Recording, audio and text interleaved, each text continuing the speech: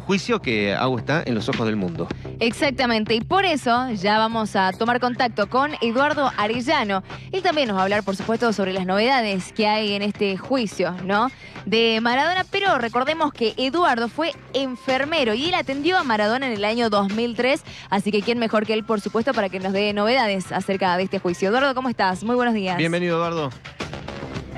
Hola, buen día.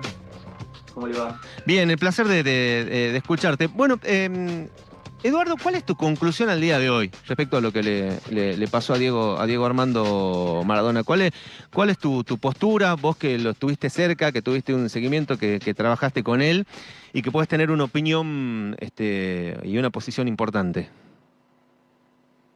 Bueno, hoy el juicio apunta a qué pasó en los días previos a su muerte. Si se hicieron los cuidados necesarios, si hubo un acto de negligencia, si hubo intención. El juicio en realidad está buscando eso. Eh, Lamentablemente ya no hay remedio a lo que pasó, pero se busca si hubo algún tipo de responsabilidad de los profesionales. Totalmente, Eduardo. Bueno, vos al haber sido, ¿no?, enfermero de Maradona por allá en el año 2003, ¿qué notabas? Bueno, mirá, yo tuve la oportunidad de cuidarlo. No sé si ustedes recuerdan, él tuvo una internación en un neuropsiquiátrico, en el neuropsiquiátrico de Parque Leloir, año 2003. Él había tenido una internación donde estuvo muy grave en la clínica acá de Swiss Medical. Y la familia, a través de una figura legal que se llamaba curatela, deciden internarlo en un neuropsiquiátrico. Así que en ese momento a mí me convocan para cuidarlo, porque yo tenía la especialidad en lo que era cardiología y todo eso. Así que compartí con Diego 133 días en el neuropsiquiátrico de Parque Leloir, con todo lo bueno y lo malo que eso significa, porque imagínate un Diego Maradona en ese momento, más joven, eh, contra su voluntad, internado en ese lugar. Yo creo que, viste que hay muchos Diegos. Cuando vos ves el Diego cuando era chiquito, el de la selección, bueno, hay muchos Diegos. Y yo creo que a mí me tocó el peor Diego, por lo menos en su estado de salud. Un Diego de 120 kilos, con una miocardiopatía dilatada, eh, tenía también arritmias ventriculares, bueno, un estado cardiovascular muy malo, y en el contexto de encierro, de un psiquiátrico donde se trataba su adicción. Eduardo, ¿qué tipo de paciente era, independientemente de su salud, Diego Armando Maradona? Porque, a ver, no debe haber sido lo mismo para vos tener que lidiar con una persona, llamémosle común. Diego estuvo por encima de todo eso, ¿no? Con lo que implica la responsabilidad, la tensión, y por supuesto una persona con un carácter muy distinto al resto, ¿no? No vamos a agregar nada nuevo. ¿Cómo era como paciente, Diego Armando? Yo siempre digo que Maradona no era un paciente difícil, era Maradona, ¿viste? Con todo lo que eso implicaba.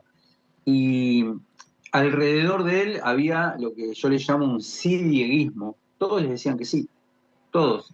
Él le hacía caso solamente al doctor Cae, ponele, a Bilardo, a muy pocas personas. Y a mí me tocó el lugar de darle órdenes, como se le da a cualquier paciente, o de controlarlo, pesarlo. Así que al principio fue muy difícil, porque primero que nada, te vuelvo a repetir, él estaba ahí contra su voluntad, él no quería estar, él no entendía por qué lo habían encerrado, que si él hacía algo con su vida era con la plata de él, que no molestaba a nadie. Así que al principio fue muy difícil, yo te diría que el primer mes fue muy difícil. Es muy complicado el manejo del consumo problemático de sustancias, todo el sistema de abstinencia, así que era toda la fuerza al principio.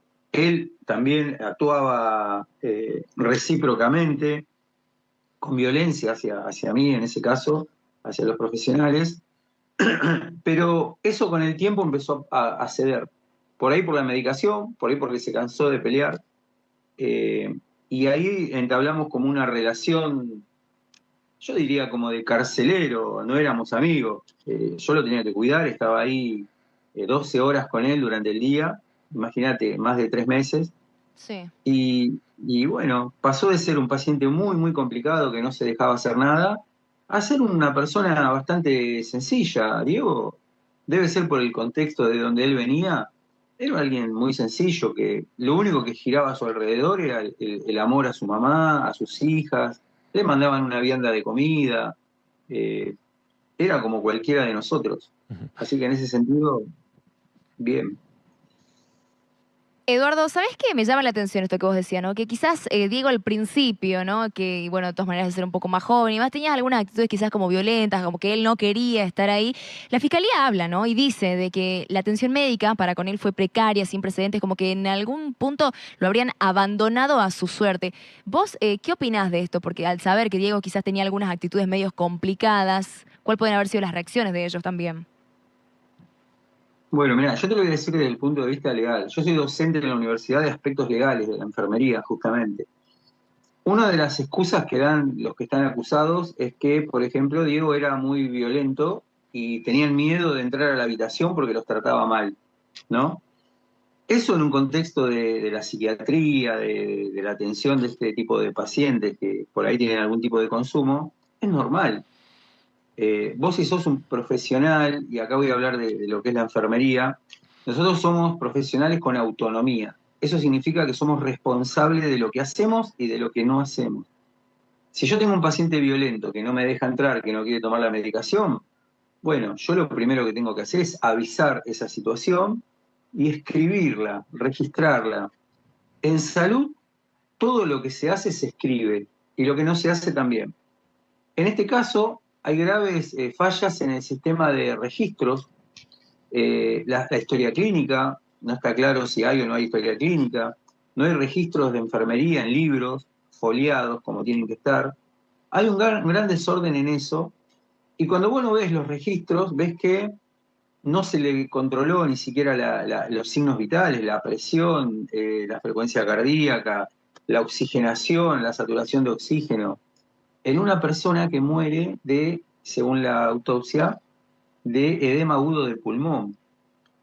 Que para que la gente entienda, el edema agudo de pulmón no es algo inmediato, súbito, que vos te morís como si fuera un infarto. El edema agudo de pulmón es progresivo. Generalmente las personas empiezan a descompensarse porque les cuesta respirar, hasta no pueden ni siquiera dormir normalmente con una almohada bajita, tienen que ponerse muchas almohadas, van al baño y se cansan, tienen la presión alta, están edematizados, tienen fatiga para hablar. Bueno, todo eso los profesionales que estaban a su cuidado lo debieron haber advertido y haber avisado y haberle hecho un tratamiento. La insuficiencia cardíaca, el edema agudo de pulmón es algo de tratamiento muy sencillo, que millones de personas viven con eso y con diuréticos, con medicamentos, se sale de esa situación. En Diego, aparentemente, yo lo voy a dejar en las manos de la justicia, todos esos controles, todos esos avisos no se hicieron y bueno, y terminó como terminó, muriéndose de algo que no debería haberse muerto. Eduardo, vos nos das una perspectiva, porque uno muchas veces, ¿no? Que va siguiendo el caso, ¿no? De manera mediática, ¿no? Va Exacto, escuchando los sí. testimonios, el análisis que lo hace desde el sentido común, ¿no? Lo atienden, lo siguen, lo curan, no lo curan. Ahora, lo que vos nos mostrás es que también hay, y nos explicás muy bien, hay fallas o hay demasiados grises en cuestiones técnicas, legales y burocráticas que son fundamentales a la hora de entregar un informe de un paciente. Sí, por lo menos yo de lo legal puedo decir que hay fallas en los controles previos, en avisar, en dar señales de que la cosa no está bien. Vos imaginate que me contratás a mí para cuidar a tu viejo, a tu mamá, y yo sí, todos los días estoy ahí, lo primero que hago es controlar los signos vitales, bueno, está todo bien, pero si pasara algo, tengo que avisar.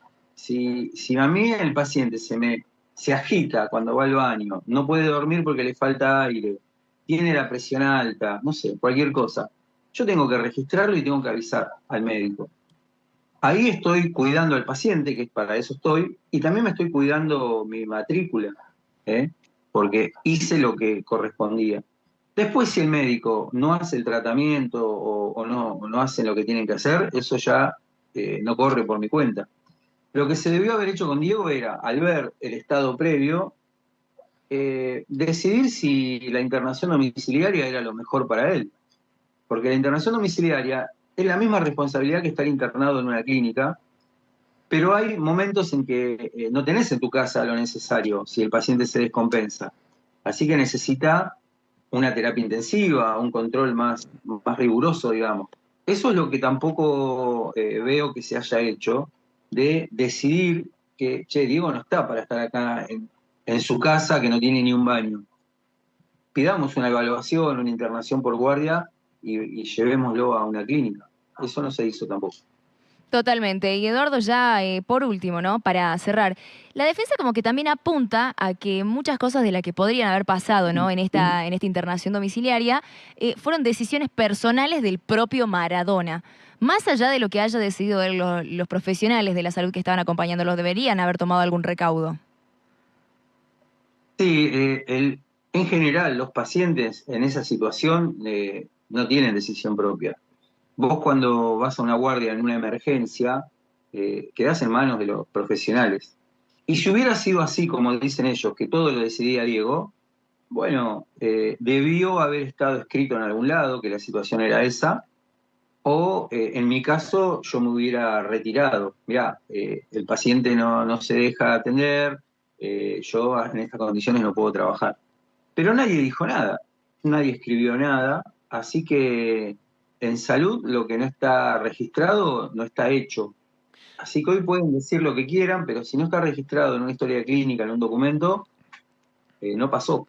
Ahí está. No, pues justo te iba a preguntar, Eduardo, ¿cómo le decís que no a Maradona, ¿no? Un tipo que solo escuchaba a un par de personas y bueno, si no podés hablar no hay diálogo, habría que registrarlo. Eduardo, un cariño grande, agradecidos Muchas gracias, porque charles y nos cuentes todo esto. Un abrazo grande, gracias. Cariño a la distancia. Abrazo a ustedes, gracias.